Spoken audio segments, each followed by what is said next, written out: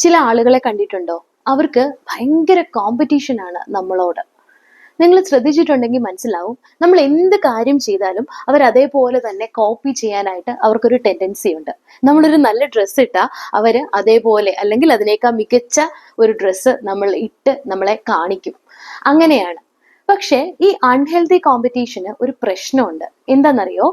നമ്മുടെ മനസാക്ഷിക്ക് നിരക്കാത്തതായിട്ടുള്ള എന്ത് പ്രവൃത്തി ചെയ്തിട്ടാണെങ്കിലും ഓപ്പോസിറ്റ് നിൽക്കുന്ന ആളെ ജയിക്കണം എന്ന ചിന്ത മാത്രമേ ഉണ്ടാവത്തുള്ളൂ.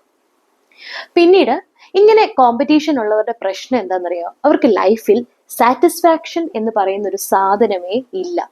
എപ്പോഴും സ്ട്രെസ്ഡ് ആയിരിക്കും. കാരണം ഓപ്പോസിറ്റ് നിൽക്കുന്ന ആൾക്ക് എന്തെങ്കിലും ഒരു ചെറിയ അച്ചീവ്മെന്റ് മതി ഇവര് സ്ട്രെസ്ഡ് ആവാൻ.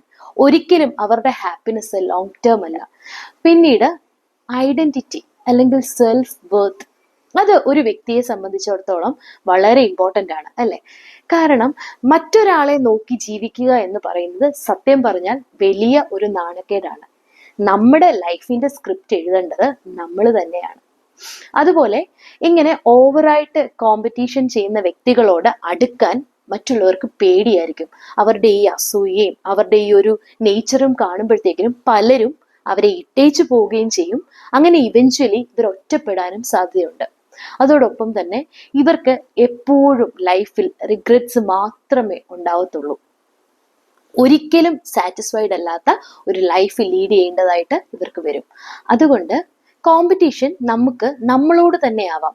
ആ പഴയ ഞാനിൽ നിന്നും പുതിയ ഞാൻ എന്ന ഒരു വഴിയിൽ നമുക്ക് നമ്മളോട് തന്നെ കോമ്പീറ്റ് ചെയ്യാം. വേറെ ആരോടും വേണ്ട. കാരണം അത് നല്ലതല്ല.